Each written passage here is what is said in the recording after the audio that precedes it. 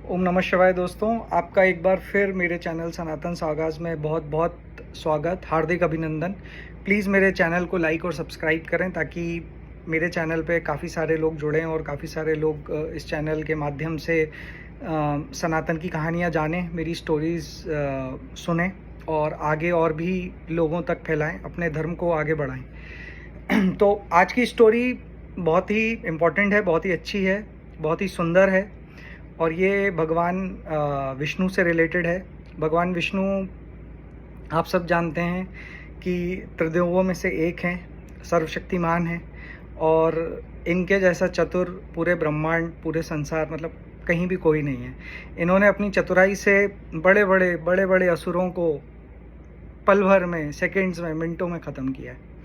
तो ये जो कहानी है बहुत अच्छी है, तो मैं ये कहानी शुरू करता हूँ।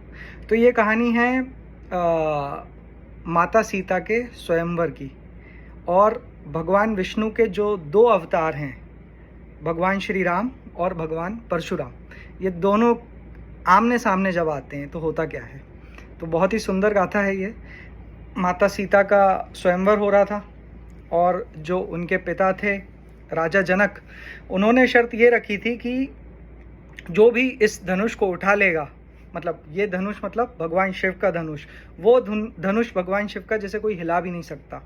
तो शर्त ये रखी गई थी कि जो भी इस शिव धनुष पे प्रत्यंचा चढ़ा देगा, प्रत्यंचा मतलब जो डोरी होती है उसे संस्कृत में प्रत्यंचा बोलते हैं, तो जो ये प्रत्यंचा चढ़ा देगा वो मेरी बेटी का वर होगा। तो जितने भी लोग वहाँ पे आए थे, रावण भी वहाँ पे आया था, उसने भी प्रणाम किया शिव धनुष को, पर वो हिला भी नहीं सका। भगवान राम आए, भगवान राम ने शिव धनुष को प्रणाम किया और शिव धनुष एक बार में उठा लिया। और जब वो प्रत्यंचा चढ़ा रहे थे तो उन्होंने थोड़ा सा उस धनुष को नीचे करने की कोशिश करी प्रत्यंचा बांधते समय, और वो टूट गया, उसके दो टुकड़े हो गए।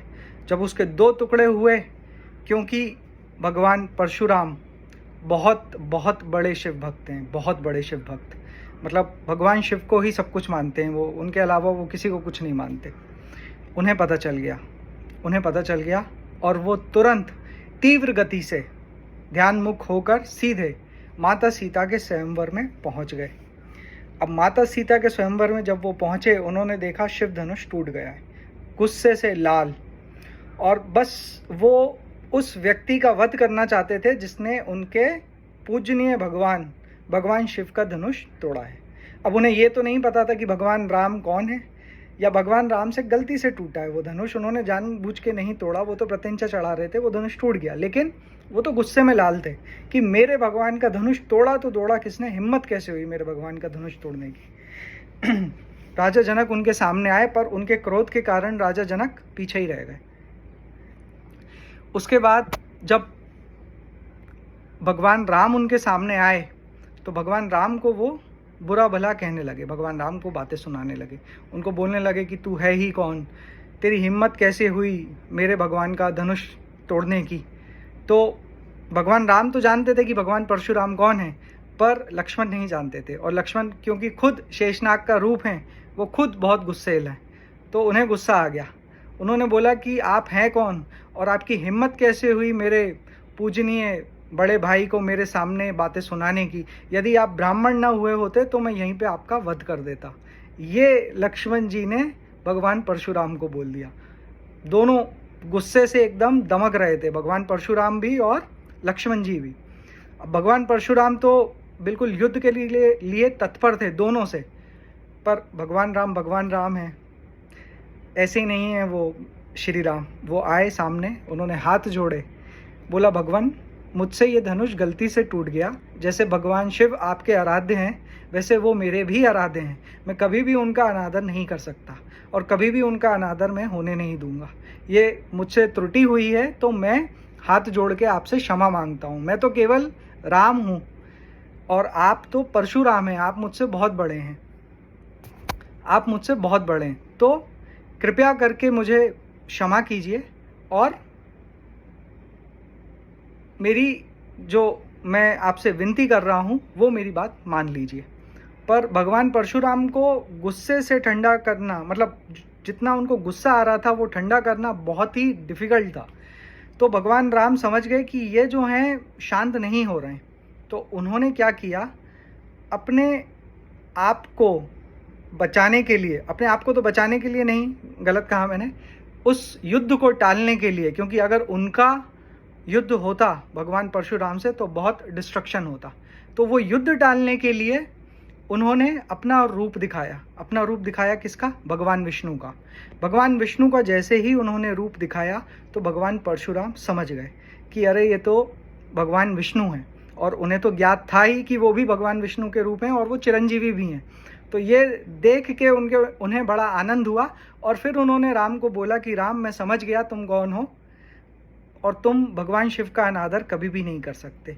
तो इस कथा में दोस्तों ये इतना सुंदर दृश्य है, ये सुंदर इतनी कथा इसलिए है कि भगवान विष्णु के दोनों अवतार, एक भगवान श्री राम जो रावण वध करने के लिए पृथ्वी पे आए थे, और एक भगवान परशुराम जो कि चिरंजीवी हैं, जो आज भी हैं, जो भगवान कल की अवतार लेंगे कलयुग में, तब उनकी सहायता के लिए भगवान कल की के टाइम पे भगवान परशुराम वापस आएंगे उनकी सहायता करने के लिए। तो ये दोनों का मिलन था, ये दोनों ने एक दूसरे को पहचाना। पहले भगवान राम ने पहचान लिया, भगवान परशुराम ने बाद में पहचाना। और भगवान परशुराम भगवान शिव के बहुत बड़े भक्त हैं, और भगवान शिव ने केवल 2 लोगों को शस्त्र विद्या सिखाई है, 2 लोगों को। एक थे उनके बड़े बेटे भगवान कार्तिकेय, और एक थे उनके प्रिय शिष्य भगवान परशुराम। और परशुराम नाम इसलिए पड़ा क्योंकि भगवान शिव ने ही वरदान में एक परशु उनको दिया था, वो परशु जिसकी काट इस दुनिया में कहीं नहीं है। अगर उन्होंने उस परशु से वार किया तो कोई कुछ नहीं कर पाएगा। स्वयं भगवान गणेश ने भी ये देख लिया था कि मेरे पिता का ये अस्त्र है, तो उन्होंने अपने दांत पे ले लिया था, तब से उनका नाम एक दंत पड़ गया। तो ये थी कथा भगवान परशुराम और भगवान राम के मिलन की। वो लोग कैसे मिले, क्या हुआ, क्या नहीं हुआ। और एक बहुत अच्छी बात आपको बताता हूँ भगवान परशुराम के बारे में, कि भगवान परशुराम को शिक्षा दी किसने? भगवान शिव ने। और भगवान परशुराम ने किसको शिक्षा दी? भीष्म पितामह और कर्ण को। तो अगर देखा जाए दोस्तों, तो महाभारत में जो ये 2 महायोद्धा लड़ रहे थे, भीष्म पितामह और कर्ण, वो भगवान शिव के इनडायरेक्ट शिष्य थे। तो उनकी जो पावर होगी, उनके जो बाण होंगे, वो उस प्रकार से लगते होंगे जो भगवान शिव का तेज है, उनके बाणों में वो तेज होता होगा। तो उम्मीद करता हूँ आपको ये कथा पसंद आई होगी। हर हर महादेव। वापस मिलेंगे नई कथा के साथ।